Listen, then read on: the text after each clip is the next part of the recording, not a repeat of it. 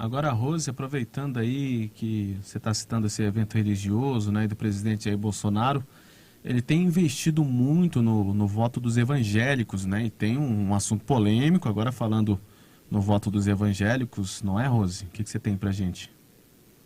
Sim, nós temos aqui no Amazonas, no país todo, uma grande busca por esse voto evangélico. A gente tem visto até como os adversários de Bolsonaro têm se posicionado, têm se recolocado na linguagem para ter um diálogo com esse eleitor. Então, esse é um ponto importante aí da nossa captação para essa eleição, para esse ano. Só uma dúvida, eu não estou no ar, né? Tá sim, Rose. A Tá não. imagem não está, né? A imagem não, mas o áudio tá indo muito bem. Desconcentrei agora porque eu estava tentando confirmar isso para verificar se tinha tido algum problema. Vamos voltar à pauta.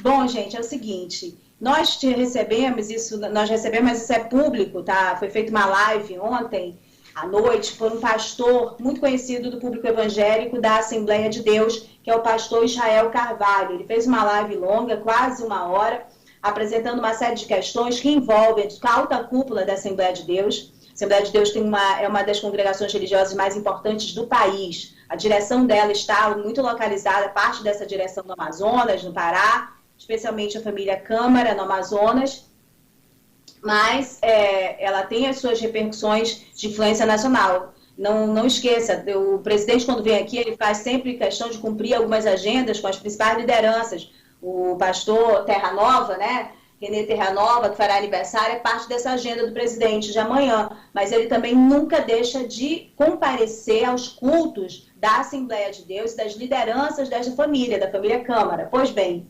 Israel Carvalho, sem citar nomes em alguns momentos, mas do público evangélico nem precisava citar, porque a forma como ele conduz e fala, ele faz muitas críticas, expõe questões de definição do jogo eleitoral dentro dessa direção da Assembleia de Deus nessa live de quase 1 hora. O importante que eu destaquei, que a gente pode colocar aqui, inclusive a gente tem um áudio separado, é que ele diz que a partir do momento, ele é um conservador, e que a partir do momento que ele passou a fazer críticas da proximidade que lideranças dessa igreja, pessoas dessa igreja, mas evidentemente a gente estava falando da liderança, ele não estava falando dos seguidores, né, das ovelhas, ele estava falando das lideranças, começaram a fazer representações de serem, que nem melancia, ele fala verde por fora e vermelha por dentro, ele passou a ser atacado, e atacado justamente no que ele acreditava que poderia ser este ano, que é o candidato da Assembleia de Deus à Assembleia Legislativa do Estado do Amazonas, um dos candidatos da Assembleia. Esse contexto, ele foi perseguido, afastado de todos os grupos que ele participava de direção da Assembleia. O Israel Carvalho não é segredo para os seguidores da Assembleia, ele é um dos principais assessores, alguém muito próximo do pastor Jonatas Câmara. E ele diz ali que teve uma promessa de ser candidato, isso naufragou no meio do caminho, né, uma série de outras questões que foram colocadas a ele disse que foram calúnias, inclusive, de questões internas que ele teria exposto da igreja, ele disse que não fez isso. Na sequência, ele foi procurado pela alta direção da igreja a voltar atrás da sua intenção de pré-candidatura, fazer uma carta dizendo que não era verdade, algumas informações que estavam circulando das questões internas da igreja, uma carta dizendo que abria mão das vagas que ele ocupava, de espaços, de visibilidade dentro da igreja, e que também se desfiliaria do Patriota, do Partido Patriota, e para não concorrer à reeleição desse ano. Ele tomou algumas atitudes em relação à direção da igreja, com a expectativa que isso fosse o bastante para amenizar e ele fosse candidato nesta eleição.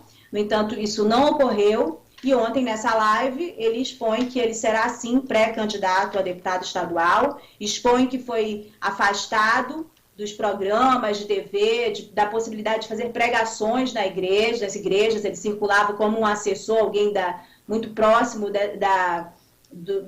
digamos assim, do grupo que realmente lidera a Assembleia de Deus, da família Câmara. Ele tinha uma liberdade de fazer pregações em várias igrejas, ele disse que isso está impedido, a mulher dele também afastada desse núcleo todo, e a justificativa para todo esse estremecimento na relação dele, na relação das esferas, né, de organização da igreja tem a ver com as definições eleitorais. Você tem um áudio aí que a gente pode colocar no ar a respeito do que ele fala da esquerda e da direita dentro dessa disputa da Assembleia? Temos sim, Rose. Vamos lá, vamos acompanhar. De forma bem ingênua, pensei que as coisas pudessem ser revertidas, porque eu mostrei a verdade. Mas esse grupo ele é muito forte. Ele nos persegue há muito tempo. Como? Tem lugares da cidade de Manaus, no Amazonas, onde pastores foram já coagidos, porque já me convidaram para ministrar a palavra de Deus. Você acredita num negócio desse? O que o Israel está fazendo aí? O Israel está proibido de estar aí. Qual pecado eu cometi? Hoje, por conta dos meus posicionamentos a favor do Brasil, pelo bem dos nossos filhos e netos, por eu estar filiado a um partido político, onde as causas são Deus, pátria e família, eu estou sofrendo a maior perseguição da minha vida. E por isso que eu vim aqui hoje, depois do meu propósito com Deus, porque nós somos movidos a propósito, dizer para vocês que eu sou conservador, eu não sou de aparência não. Eu me posiciono, sim, e eu vou continuar me posicionando. Eu me preocupo com as causas do Brasil. Estou com a camisa aqui, onde a bandeira do Brasil está aqui. Tem muitos que aparentam ser assim, mas é uma espécie de melancia. O que é a melancia? É verde por fora, mas por dentro ela é vermelha. Eu vou até fazer um vídeo depois sobre isso. Eu não fico em cima do muro, eu não sou de conveniência. Depois daquele vídeo que eu me posicionei contra a esquerda, contra apoiadores de esquerda, começou uma guerra muito grande sobre mim. Eu aprendi ao longo dos anos que para termos voz ativa, às vezes não adianta a gente ficar só aqui no Facebook. Eu vou abrir uma aspas. Se o que eu passei, eu ainda não tinha nem falado publicamente, por causa que eu estava esperando uma confirmação de Deus, eu quero dizer que a confirmação veio. E em cima disso, eu quero falar contigo, eu quero firmar um propósito contigo, porque eu estou aqui com a minha esposa, dizendo que a partir de hoje, eu sou pré-candidato a deputado estadual.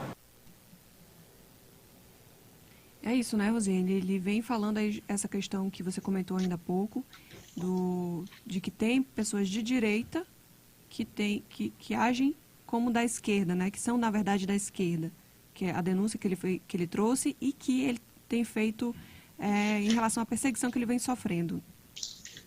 Eu não considero nenhuma exatamente uma denúncia. Talvez ele pense assim também, que seja isso uma denúncia, e ele queira dar essa característica. Para a gente, no conteúdo jornalístico, é importante essa questão toda por dois fatores. Uma, porque ela demonstra internamente como estão se dando as definições a respeito da escolha de candidatura. E eu não estou aqui nem entrando no mérito que essa definição, esse tipo de parâmetro está correto ou não, porque faz parte do jogo democrático, que os grupos façam escolhas e priorizem nomes ou deixem de priorizar outros. Isso aí não é exatamente uma coisa errada, ilegal, que mereça uma denúncia. Ele pode se sentir desguarnecido, ter levado uma pernada e ter as razões dele, sim, para achar dessa maneira. A gente não vai entrar neste mérito. Para a gente, para o conteúdo jornalístico, interessa saber como essas escolhas estão sendo feitas e, na medida do possível que essas informações elas venham a público, compartilhar isso com o público também. Assim como a gente mostra aqui, quando acontecem as definições internas no PT,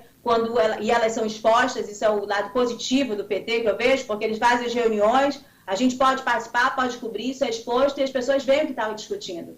Há partidos que não, a gente por meio das fontes consegue esses dados e olha, mostra aqui também, aqui no Avante está acontecendo dessa maneira, no grupo do Davi Almeida acontece dessa maneira. A Igreja Assembleia de Deus é uma potência eleitoral. O voto evangélico é algo que é muito no radar, né, de todas as candidaturas, virou tema principal das candidaturas presidenciais. Então é importante que a gente veja que no núcleo deste poder de definição também das candidaturas, as conjunturas, como essas coisas estão passando, de certa maneira, não para concordar em 100% e nem discordar em 100% do conteúdo do pastor Israel Carvalho, ele tem todo o direito de tratar as questões, de se sentir traído, de falar essas questões, não está entrando do mérito, né? Mas a gente é importante como conteúdo jornalístico que ele traz. Ele traz os parâmetros da escolha de entrada e saída, de definições de nomes para a Assembleia de Deus, que possivelmente vão sim conquistar vagas na Assembleia do Estado do Amazonas, né, de deputados estaduais, porque, como eu disse, é uma potência eleitoral, sim, a Assembleia de Deus.